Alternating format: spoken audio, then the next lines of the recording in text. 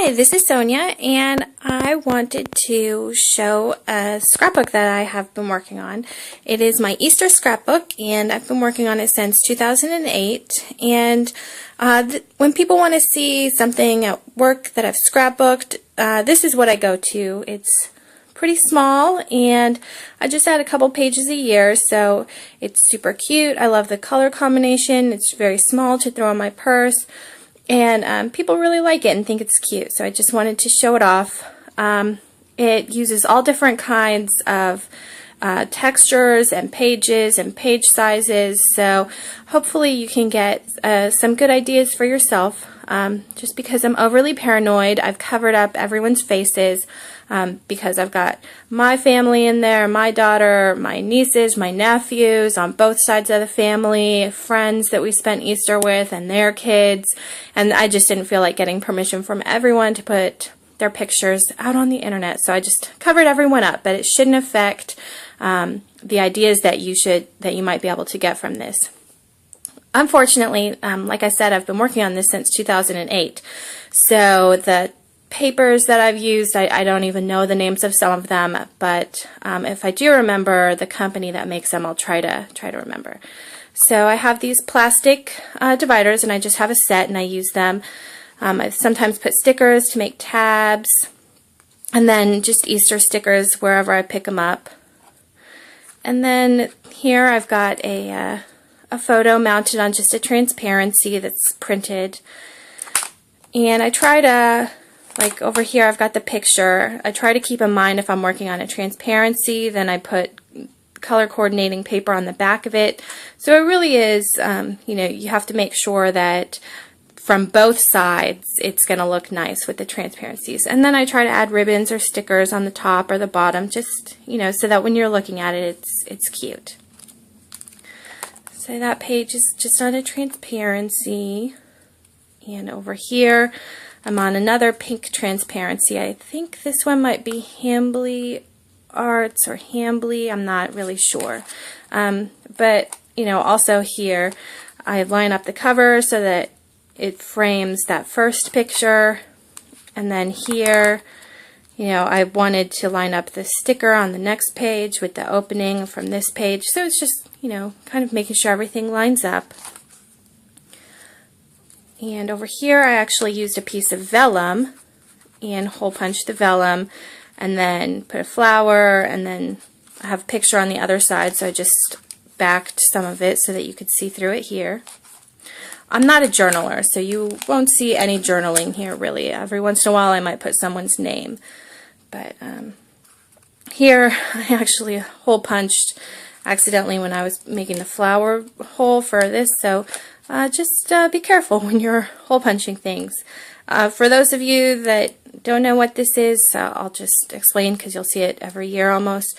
We make a lamb cake and then cut the head off it to symbolize the sacrifice of Jesus. Sometimes it's filled with red jelly, sometimes it's not, but that's what's happening in those pictures. Here I had some really interesting paper that's featured throughout. Another thing that I do is when I find paper that coordinates or these transparencies, I always have this album in mind, and so then I put it in the little folder for this album, and then, you know, I pull it out. This paper is just a lace cutout, so sometimes I have it just plain, and here, for example, I put it on one of the plastic dividers so I didn't have to worry about the other side. And there you can see it through. So, and I try to make different shapes for the pictures that hang off. Sometimes the picture is punched, sometimes it's just mounted on a little piece of paper down the side, sometimes just a piece of paper across the top.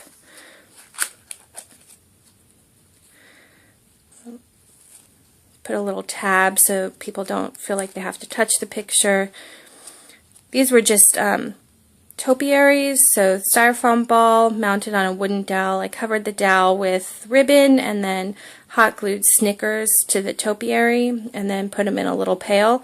You would not imagine how many hours. This probably took 3 or 4 hours to do to make these 3. And they went over great at the party, but they took a little more time than I thought they would. These are some of my favorite papers. I don't have much left. I think these were making memories, and it was just a whole page of these cut out pink sparkle hearts. And I've featured them in this album in several places. Sometimes I just cut out one circle, sometimes I use a strip. Another of that transparency with the swirls on it. Like I said, I keep them and just kind of use it throughout. And we sing Easter songs the same as Christmas. Here's another green transparency, or transparency with green print on it. I think this one is also the Hambly Arts. This paper I think was Heidi Grace. And here you can see that lace cutout paper.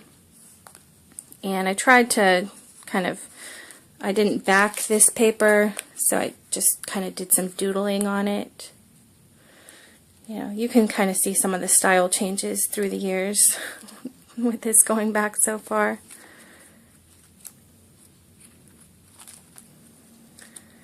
Glitter paper, of course.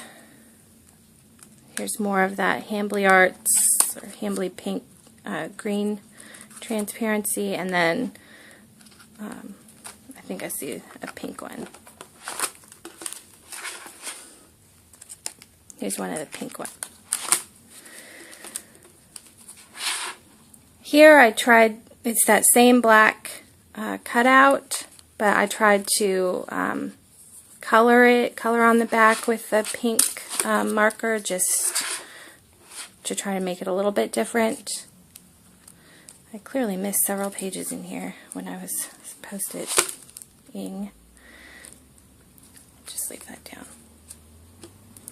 And then again, the pink Hambly transparency.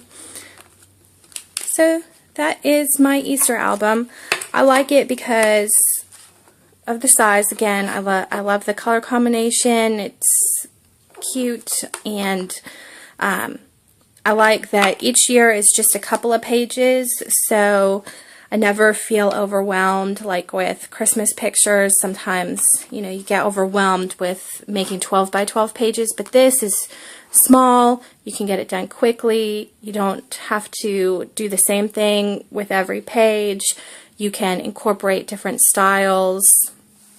And I hope this inspires you to make your own little mini book. Thanks for watching.